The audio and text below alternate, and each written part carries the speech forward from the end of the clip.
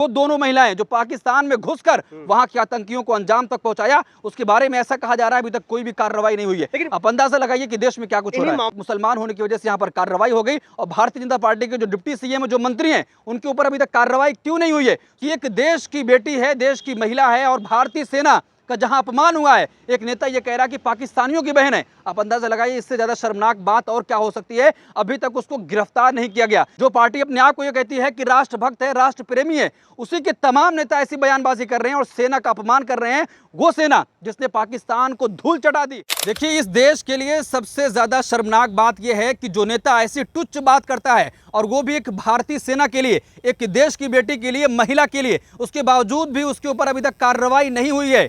यहां तक कि कोर्ट को मजबूर होना पड़ा कि 4 घंटे के ऊपर आप एफआईआर दर्ज करिए। उसके बावजूद भी 12 घंटे बीत चुके थे, एफआईआर दर्ज नहीं हुई। और जब एफआईआर दर्ज होती है तो मामूली धाराओं में उसके ऊपर एफआईआर दर्ज होती है। उसके बावजूद भी कोर्ट मजबूर होकर यह कहता है कि आपने जिन भी धाराओं में मुकदमा दर्ज किया है इस पर कार्रवाई क्या हो सकती है। तो आप अंदाजा लगाइए कि एक देश की बेटी है, देश की महिला है और भारतीय सेना का जहां अपमान हुआ है, एक नेता यह कह रहा है कि पाकिस्तानियों की बहन है। आप अंदाजा लगाइए इससे ज्यादा शर्मनाक बात और क्या हो सकती है। अभी तक उसको गिरफ्तार नहीं किया गया। सबसे ज्यादा शर्मनाक बात और है कि उसके डिफेंड में भारतीय जनता पार्टी के नेता खड़े हो गए हैं, चाहे वहां के मुख्यमंत्री हो, चाहे डिप्टी सीएम हो। डिप्टी सीएम ने जिस तरीके से कहा कि तमाम भारतीय सैनिक और भारतीय सेना प्रधानमंत्री नरेंद्र मोदी के चरणों में नतमस्तक है। आप अंदाजा लगाइए, जो पार्टी अपने आप को यह कहती है कि राष्ट्रभक्त है, राष्ट्र प्रेमी है, उसी के तमाम नेता ऐसी बयानबाजी कर रहे हैं और सेना का अपमान कर रहे हैं, वो सेना जिसने पाकिस्तान को धूल चटा दी। और वो दोनों महिलाएं जो पाकिस्तान में घुसकर वहां के आतंकियों को अंजाम तक पहुंचाया,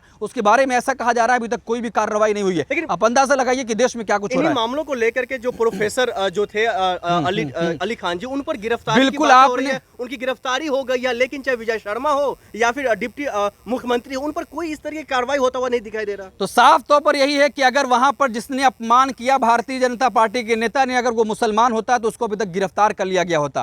यहाँ पर गिरफ्तारी बिल्कुल जो अली को गिरफ्तार किया गया, प्रोफेसर हैं, उन्होंने कोई भी ऐसा आपत्तिजनक बयान नहीं दिया था। उन्होंने साफ तौर पर यह कहा कि देश में जिस तरीके से नफरत फैलाई जा रही है, नफरत को परोसा जा रहा है और सेना का तो वो तो सम्मान कर रहे थे सेना को, और जिस तरीके से कहा कि सेना ने हमारी बहुत अच्छी तरीके से काम किया है, लेकिन उसके बावजूद भी उनको गिरफ्तार कर लिया गया। जब महिला आयोग ने उनको नोटिस दिया, उसके बाद उनका आप पूरी तरीके से पढ़िए कि किस तरीके से सोशल मीडिया पर उन्होंने क्या कुछ लिखा है, लेकिन उसके बावजूद भी उनको गिरफ्तार किया गया।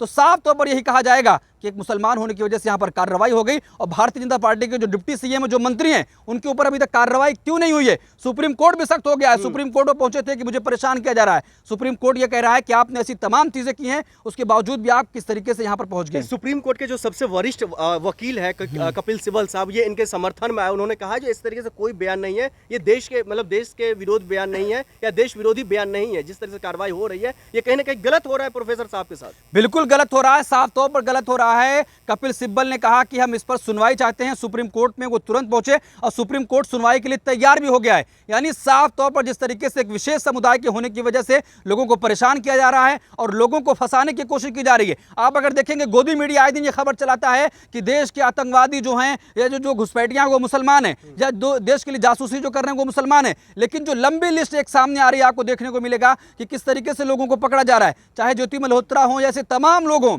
जो देश के लिए जासूसी कर रहे थे, पाकिस्तान के लिए काम कर रहे थे, उनको पकड़ा जा रहा है। देश के मीडिया को समझना होगा कि जिस तरीके से एक विशेष समुदाय के होने की वजह से आप तुरंत ये कहते हैं कि ये आतंकवादी है, ये पाकिस्तानी है, खालिस्तानी है, लेकिन यहां जो तमाम कार्रवाई हो रही है वो दिखाई नहीं दे रहा उसको।